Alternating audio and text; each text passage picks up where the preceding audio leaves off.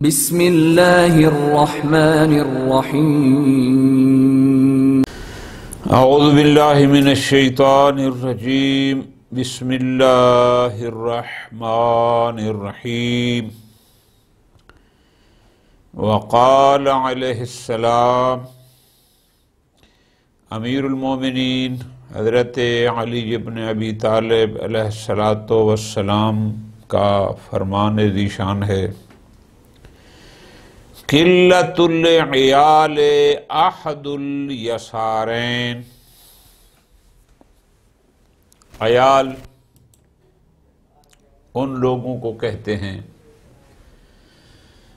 کہ جن کا خرچہ، جن کا نان و نفقہ، جیسے ہم اردو میں بھی استعمال ہوتا ہے فلاں کے اہل و عیال، یعنی جن کا خرچہ وغیرہ نظام سارا اس کو دینا پڑے۔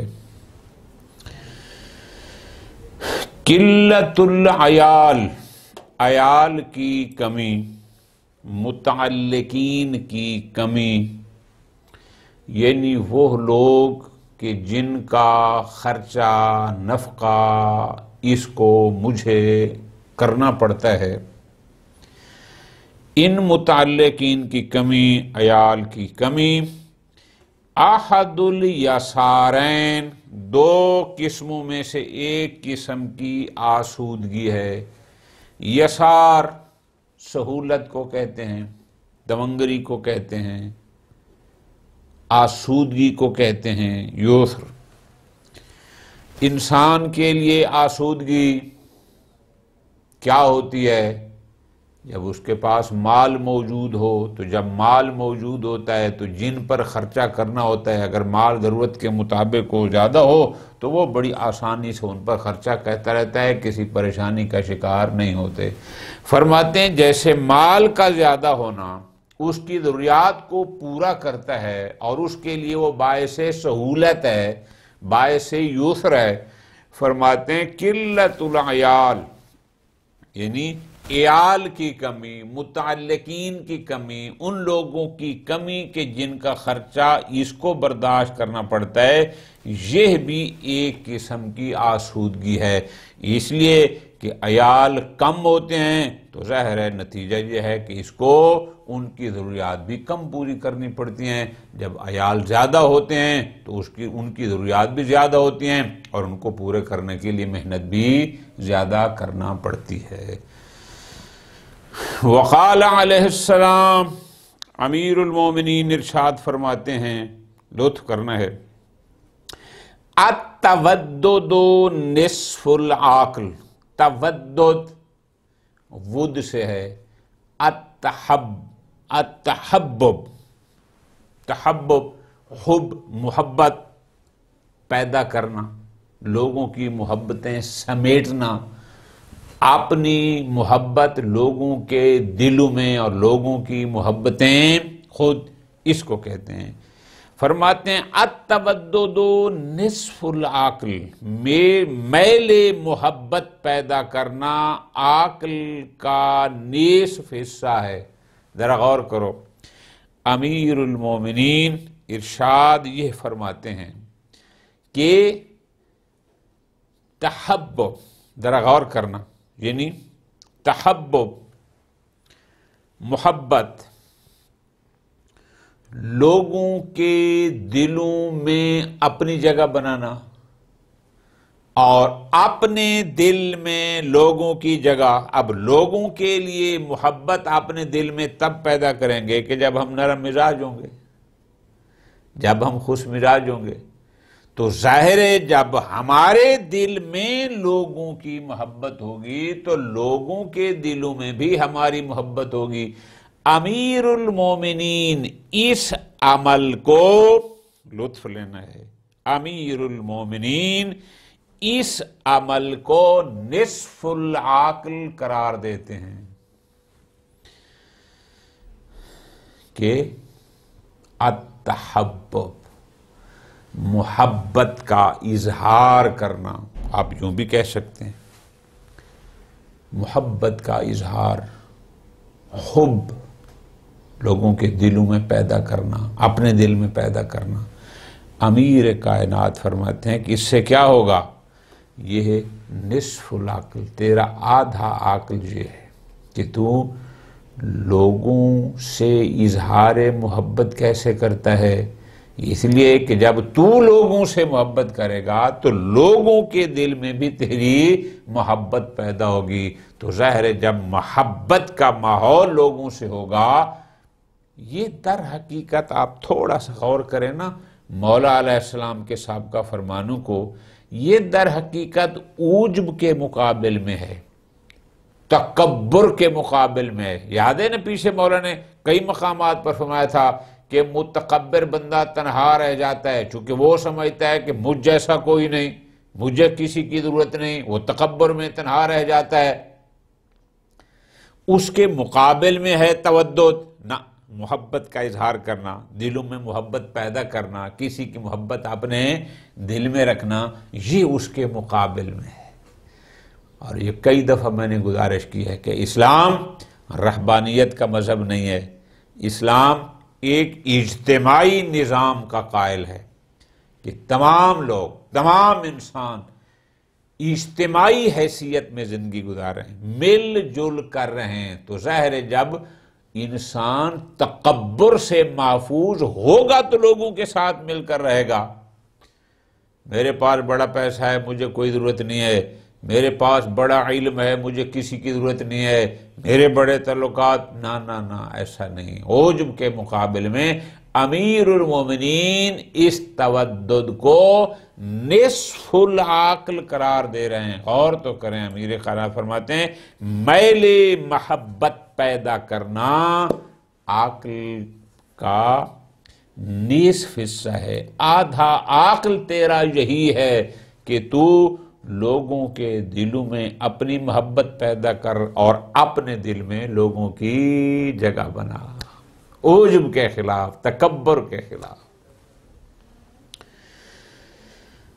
قال علیہ السلام الہم نصف الحرم، ہم غم کو کہتے ہیں، دکھ کو کہتے ہیں، پریشانی کو کہتے ہیں، حرم بڑھاپا، الہم نصف الحرم، غم آدھا بڑھاپا ہے۔ ذرا غور کرنا، بڑھاپا کب آتا ہے؟ کہ جب انسان کے سن و سال زیادہ ہو جائیں، اب 40 کے بعد، 50 سال کے بعد، ہر زمانے کے لحاظ سے بہرحال آج کل 70-80 والا بندہ بوڑھا شمار ہوتا ہے۔ ایک بڑھاپا کیا ہوتا ہے؟ تیرے اعضاء کمزور ہو جاتے ہیں، جسمانی اعضاء تیرے کمزور ہو جاتے ہیں، تیرا کھانا پینا وہ والا نہیں رہتا، تیری حرکات وہ والی نہیں رہتی، جلد تھک جاتا ہے، الی آخر۔ ایک وہ بڑھاپا ہوتا ہے جو سن و سال کی زیادہ ہونے کی وجہ سے ہوتا ہے۔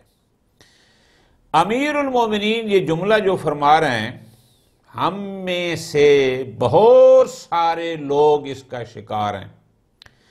فرماتے ہیں الہم و غم، دکھ، پریشانی، بسا اوقات انسان کی عمر اتنی نہیں ہوتی لیکن پریشانیاں اس کو اس لیج پہ لگتی ہیں، لگتا ہے کہ بندہ بوڑھا ہو گیا ہے، ابھی بڑھاپا اس کا وہ والا سن و سال والا نہیں ہوتا، پریشانیاں اس کو بوڑھا کر دیتی ہیں۔ کبھی اپنی پریشانی، کبھی بھائی بہنوں کی پریشانی، کبھی اولاد کی پریشانی۔ آج کل کے اس دور میں جو زیادہ مصیبت بنی ہوئی ہے وہ اولاد کی طرف سے ملنے والی پریشانیاں ہیں۔ اولاد اچھی ہو، اولاد نیک کردار کی ہو، اولاد صحیح ہو، بوڑھے والدین بھی جوان رہتے ہیں، اور اگر خدا نخواستہ اولاد ضائع ہو گئی، خراب ہو گئی، تو جوان بھی بوڑھے نظر آتے ہیں۔ اس لیے کہ یہ پریشانی جب انسان دماغ پر لیتا ہے، نہ بھی لے ہوتی ہے، ظاہر ماحول ہوتا ہے، اس میں رہنا ہے آپ نے، غم کوئی بھی آ سکتا ہے۔ کئی بندے آپ نے معاشرے میں دیکھے ہوگے اللہ نہ کرے کسی کا جوان بیٹا اس دنیا سے چلا جائے تو اس کا دکھ وہ کہتے ہیں نا کہ اس کی کمر توڑ دیتا ہے. بسا اوقات اس کا کوئی کردار ایسا ہوتا ہے جو جس کی پریشانی اس کو کمزور کر دیتی ہے. امیر المومنین اس نقطے کی طرف متوجہ فرما رہے ہیں کہ الہم غم، پریشانی، آج کل جسے آپ کہتے ہیں ٹینشنیں، نصف الحرم، آدھا بڑھاپا ہے. یہ بھی انسان کو اپنے سن و سال کی نسبت پہلے بوڑھا کر دیتا ہے، کمزور کر دیتا ہے. قال علیہ السلام، امیر المومنین ارشاد فرما رہے ہیں، بہت ہی متوجہ کرنے والا فرمان. مولا کا ہر فرمان، میں نے کئی دفعہ گزارش کی ہے کہ جو بھی ہم فرمان پڑھتے ہیں اگر اس کو تھوڑا سوچیں گے تو ہمیں ایسا لگتا ہے کہ جیسے مولا میری ذات کو مخاطب کر کے یہ ارشاد فرما رہے ہیں. کیونکہ مولا کا فرمان ہر انسان کے لیے، کوئی ان مخصوص لوگوں کے لیے تو نہیں تھا کہ جو اس زمانے تھے اور آج ہمارے لیے نہیں ہے. امام فرماتے ہیں ینزل الصبر علی قدر المصیبہ، مصیبت کے اندازہ پر اللہ کی طرف سے صبر کی ہمت حاصل ہوتی ہے.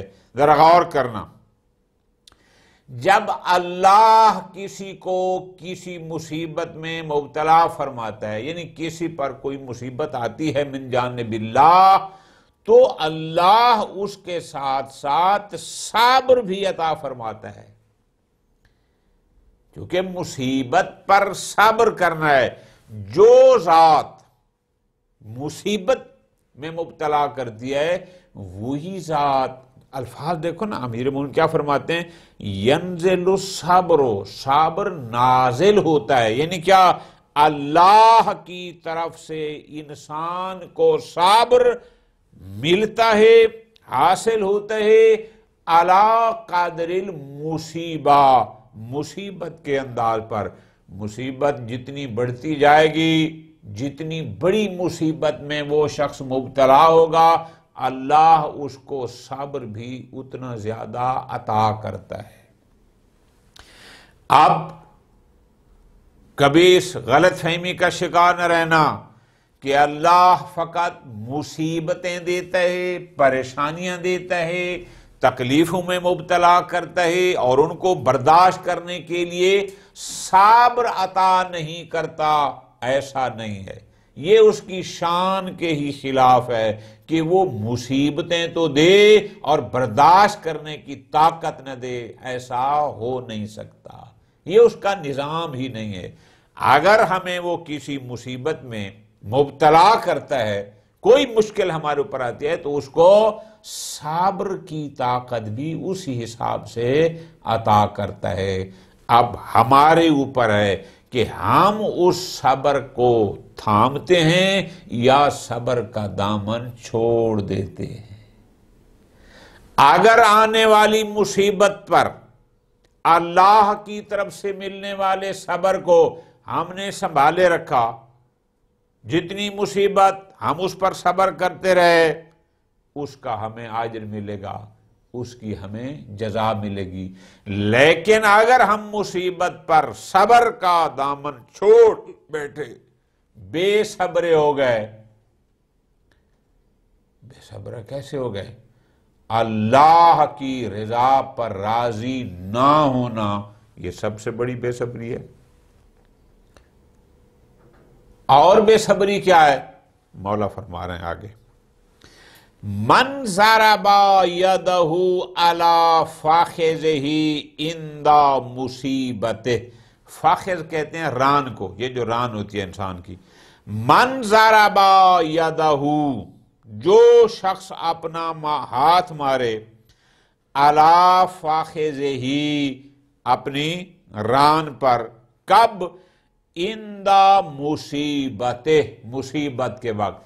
اگر کسی شخص پر مصیبت آئی اور اس مصیبت کو صبر کرنے کی بجائے بے صبری کا اظہار کیا، جس اظہار کا ایک چھوٹا سا نمونہ یہ ہے کہ اس نے اپنی ران پر ہاتھ مار دیا، حبط عملہ، اس کا عمل حبط ہو جائے گا، اکارت ہو جائے گا۔ کیا مطلب؟ وہ جو صبر کا ثواب اس انسان کو ملنا تھا وہ ثواب ضائع کر بیٹھے گا۔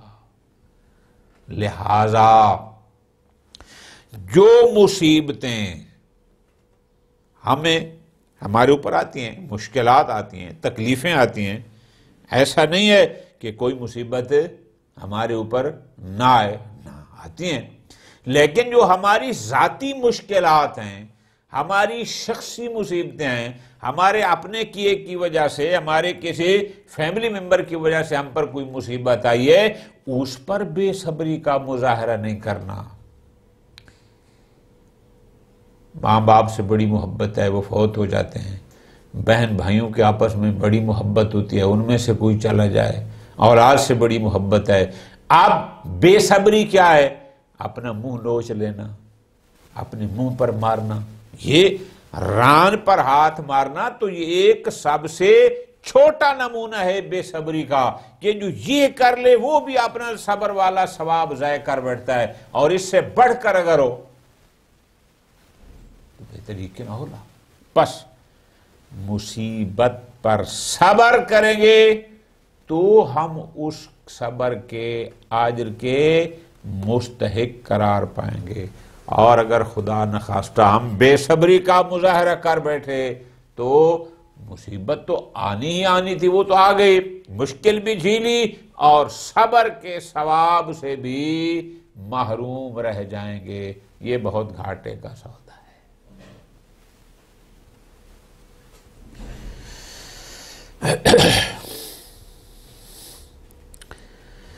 قال علیہ السلام، امیر المومنین ارشاد فرماتے ہیں، کم من صائم لیس لہ من صیامہ الا الجوع والظما۔ پوری توجہ کرنا، مولا ہمیں کچھ عبادات کی طرف متوجہ کر رہے ہیں، ذرا غور کرنا ہے۔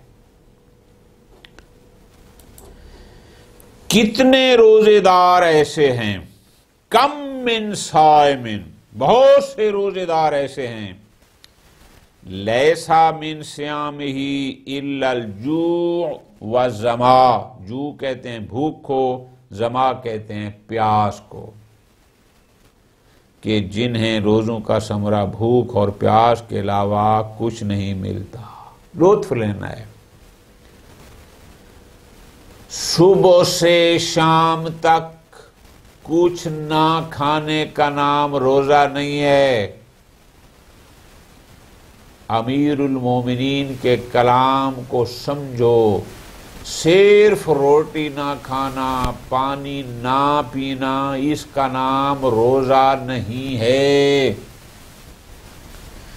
روزے کا اجر عند اللہ جو محفوظ ہے، جو اس کا عظیم ثواب ہے، وہ اس صورت میں ہوگا کہ اگر ہم اس روزے کو اس کی شرائط کے مطابق انجام دیں گے تو۔ کیوں؟ اس لیے کہ امیر المومنین کا کلام تو حق ہے، 100% سچ ہے۔ مولا فرماتے ہیں بہت سارے روزے دار ایسے ہیں کہ روزہ رکھتے ہیں لیکن انہیں سوائے جوع بھوک اور ظما پیاس، سوائے بھوک اور پیاس کے کچھ حاصل نہیں ہوتا۔ یعنی مراد کیا؟ وہ روزے کی برکات، وہ روحانی فوائد، اللہ کی طرف سے ملنے والا وہ عظیم ثواب انہیں حاصل نہیں ہوتا سوائے بھوکے بھی رہے، پیاسے بھی رہے، اور وہ معنوی فوائد اور وہ معنوی درجات وہ عظیم ثواب بھی حاصل نہ کر پائے۔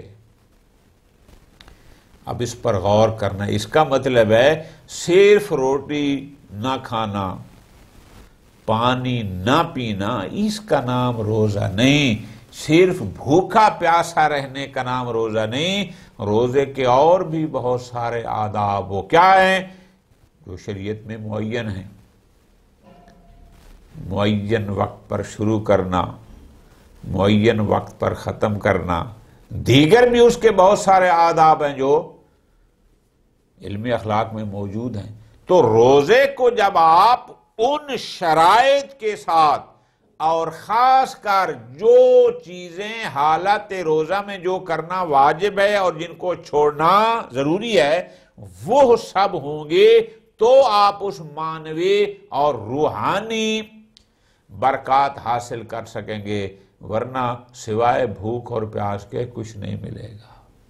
اچھا جی، آگے فرماتے ہیں کم من قائم لیس لہ من قیامہ الا السحر والعنا۔ سحر کہتے ہیں شب بیداری کرنا، اور عنا کہتے ہیں تھکاوٹ کو۔ بہت سارے ایسے لوگ ہیں ساری رات نمازیں پڑھتے ہیں، قائم باللیل ہیں، لیکن سوائے ان کو رات کے جاگنے اور تھکاوٹ کے کچھ حاصل نہیں ہوتا۔ غور کرو، بہت سارے ایسے عابد سب زندہ دار ایسے ہیں جنہیں عبادت کے نتیجے میں جاگنے اور زحمت اٹھانے کے سوا کچھ حاصل نہیں ہوتا۔ کیا مطلب؟ صرف رات کو اٹھ کر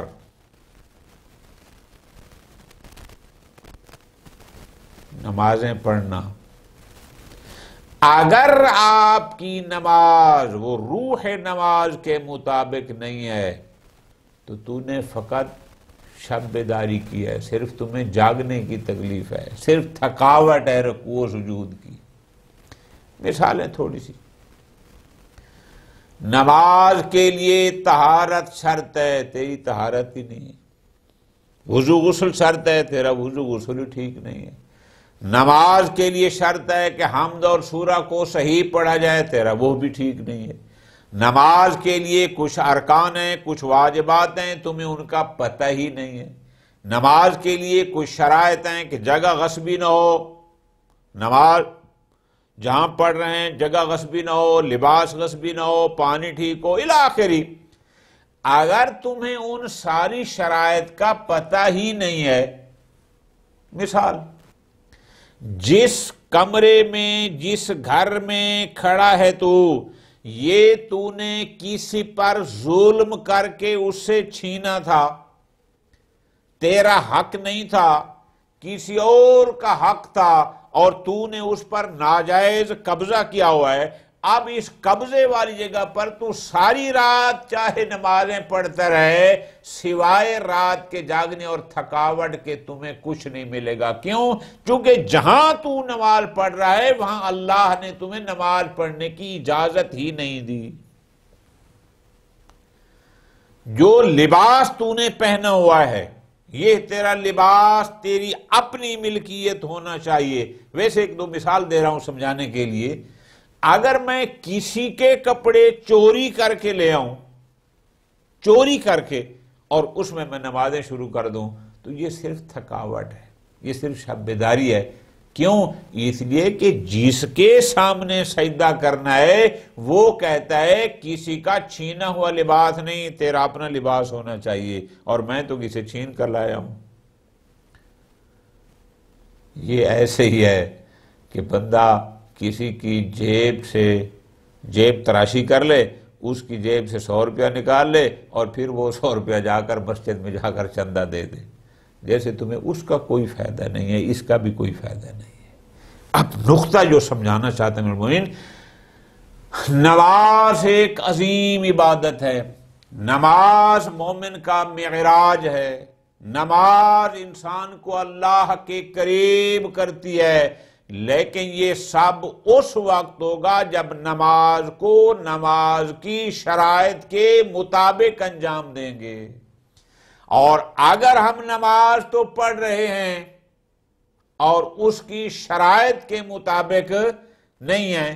ایک اور نقطہ پھر آگے بڑھتے ہیں. مثلا مکان بھی تیرا اپنا ہے, پانی جس سے وضو کیا وہ بھی تیرا ٹھیک ہے, تیرا وضو غسل بھی ٹھیک ہے, ٹھیک, تیری قرات بھی ماشاءاللہ بہت اچھی ہے, ساری چیزیں تیری ہیں. لیکن جو تو رات کو اٹھ کر نماز شب پڑھ رہا ہے یا کوئی اور نمازیں پڑھ رہا ہے, اس میں ریاکاری آ گئی ہے. ریاکاری یعنی لوگوں کو دکھانا.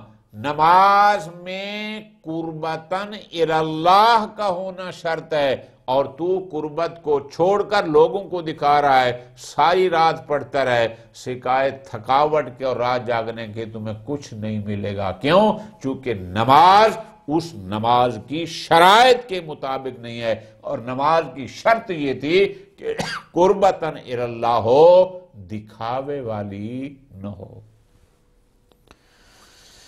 کم من قائم لیس لہ من قیامہ, کتنے اتنے لوگ ہیں کہ جو قائم ہیں, شب دار نمازیں بجا لانے والے ہیں, پڑھ رہے ہیں, لیکن نہیں ملے گا ان کو اجر الا السحر, سوائے اس کے کہ وہ جاگنا, شب بیداری کی ہے, والغنا اور تھکاوٹ زحمت, اس کے علاوہ ان کو کچھ نہیں ملے گا. کیوں؟ اس لیے کہ انہوں نے وہ عبادت شرائط کے معیار پر نہیں کی. جبکہ اس کے مقابل میں فرماتے ہیں حبلا نوم الاکیاس, اکیاس جمع ہے کیس کی, کیس کہتے ہیں دانا کو. وہ حدیث بھی ہے کہ المومن کیس, المومن دانا ہوتا ہے. اب حبذا قابل ستائش ہے, نوم الاکیاس دانا لوگوں کا سونا.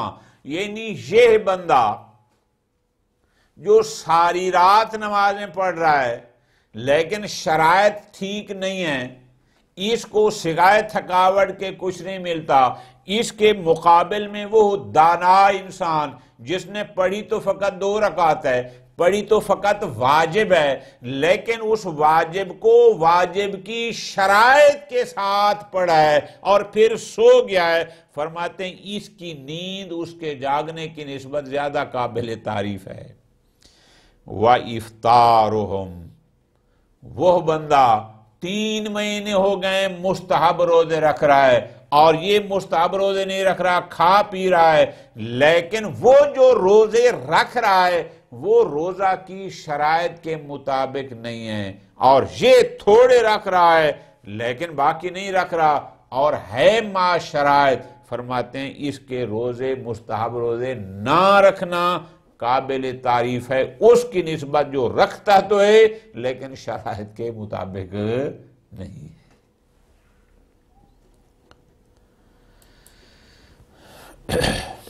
وقال علیہ السلام, امیر المومنین ارشاد فرماتے ہیں سو ایمانکم بالصدقہ,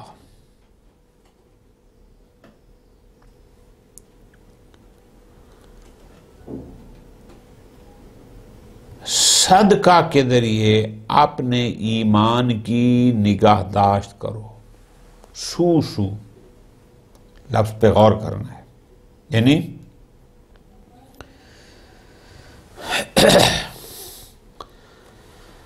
سو کا معنی اثر ہوتا ہے کسی شے کو بچانا, کسی شے کی صحیح حفاظت کرنا, کسی شے کو ترتیب سے رکھنا. مراد یہاں پر یہ ہے سو ایمانکم بالفاظ دیگر, اپنے ایمان کی حفاظت کرو, اپنے ایمان کو بچاؤ, اپنے ایمان کو بہتر کرو. کیسے؟ بالصدقات, صدقہ دے کر. آپ لطف لینا ہے, اس کا مطلب ہے قربتن اللہ، لوگوں کو کچھ عطا کرنا جو صدقہ کہلاتا ہے، یہ صدقہ تیرے ایمان کا محافظ ہے. کیونکہ مولا فرما رہے ہیں صدقہ کے ذریعے اپنے ایمان کی حفاظت کرو. صدقہ دو گے یہ تیرے ایمان کا محافظ ہے، تیرا ایمان محفوظ رہے گا اگر تو صدقہ دے گا. اتنی عظیم عبادت ہے یہ صدقہ دینا، پہلے بھی گزرا ہے پیچھے. ضروری نہیں کہ میرے پاس لاکھ روپیہ ہو، 1000 روپے ہوں تو میں صدقہ دوں گا، نہ، جتنی تیری مالی استعداد ہے اس کے مطابق صدقہ دے. کیونکہ مولا کے اس فرمان کے مطابق یہ صدقہ تیرے ایمان کا محافظ ہے. فرمایا سو ایمانکم، اپنے ایمان کی محافظت کرو، محفوظ رکھو بیس صدقہ دے کر. وَحَسِّنُوا أَمْوَالَكُمْ بِالزَّكَاةِ، اپنے اموال کی حفاظت کرو زکوٰۃ کے ساتھ. اپنا مال زکوٰۃ کے ذریعے محفوظ کرو. حسنو، حسن ویسے کہتے ہیں قلعے کو، مراد کیا ہے حفاظت کرنا، یہاں بھی وہی ہے. اپنے مال کی یعنی اپنے ایمان کو بچاؤ صدقہ دے کر، اپنے اموال کی حفاظت کرو زکوٰۃ دے کر. جو بندہ اپنے مال میں سے اللہ اور اللہ کے رسول کے جو بھی اللہ نے حقوق بیان فرمائے، جو بندہ وہ حقوق باقاعدگی سے ادا کرے، ہو ہی نہیں سکتا کہ اللہ پھر اس کے مال کو بچائے نہ اور محفوظ نہ کرے. جب تو نے اللہ تبارک و تعالیٰ کے احکام کے مطابق جو تیرے مال میں تھا وہ تو نے دے دیا، اب وہ تیرے مال کی حفاظت کرے گا. تو پس زکوٰۃ ادا کرنا یہ تیرے مال کی حفاظت کے لیے ہے. کئی 100 بوری گندم ہو گئی، ہزاروں من گندم کے سٹاک کر لیے، جس پر فقیروں کا محتاجوں کا حق تھا، زکوٰۃ نہ دی، اور بعد میں اگر وہ مال کسی وجہ سے ضائع ہو گیا، وہ بیماریوں پر لگ گیا، وہ چوری ہو گیا، وہ مقدمات پر لگ گیا، وہ پولیس لے گئی، پھر پریشان نہ ہونا کہ ہمارے اوپر مصیبت آ گئی. کیوں؟ چونکہ تو نے زکوٰۃ دے کر مال کی حفاظت کرنی تھی اور تو نے وہ زکوٰۃ دے کر اپنے مال کی حفاظت نہیں کی. حسنوا اموالکم، اپنے مال کی حفاظت کرو بالزکوٰۃ، زکوٰۃ دے کر. اپنے ایمان کو محفوظ کرنا ہے، بچانا ہے صدقہ دے کر، اپنے مال کی حفاظت کرنی ہے زکوٰۃ دے کر.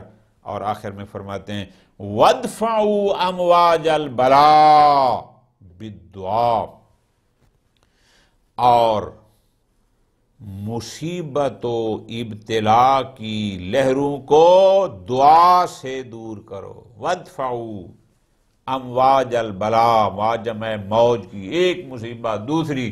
عام ہے ہمارے معاشرے میں، بڑی پریشانی ہے، ایک پریشانی ختم نہیں ہوتی، دوسری شروع ہوتی ہے، وہ ختم نہیں ہوتی، تیسری ہوتی ہے. یہ جو مصیبت و ابتلا کی لہریں چل رہی ہیں، اگر ان سے بچنا ہے تو ان کو دفع کرنے کا واحد طریقہ اللہ سے دعا مانگنا. یہ ہو نہیں سکتا کہ انسان اللہ سے دعا مانگے اور وہ قبول نہ ہو. اس لیے کہ ہم نے پیچھے پڑھا تھا، امام نے فرمایا تھا اس کا اپنا، جن کو 4 چیزیں عطا گئیں وہ 4 سے محروم نہیں رہتا. تو امام نے فرمایا تھا جس کو دعا کی توفیق مل گئی وہ قبولیت دعا سے محروم نہیں رہتا. اس لیے کہ ادعونی استجب لکم، قرآن میں واضح اس کا وعدہ ہے. لہذا مصیبت کی امواج کو، لہروں کو، پریشانیوں کو دور کرو، دفع کرو، اور اس کا بہترین طریقہ فقط اور فقط دعا ہے۔ لیکن میں نے پہلے بھی گزارش کی تھی، دعا پڑھنی نہیں، دعا مانگنی۔ مانگنا اور پڑھنا اس میں فرق ہے۔ جب دعا کو ہم بالفاظ دیگر ہم کسی بھی زبان میں، ضروری نہیں کہ ہم نے عربی دعائیں پڑھنی ہیں، اپنی ہی زبان میں جب ہم دل کی گہرائی سے اس سے مانگیں گے یقین کامل کے ساتھ، تو پھر وہ قبول بھی فرمائے گا۔ اللہ تبارک و تعالی ہمیں کلام ائمہ کو پڑھنے، سمجھنے اور اس پر عمل کرنے کی توفیق عطا فرمائے۔ وصلی اللہ علی محمد وآل محمد۔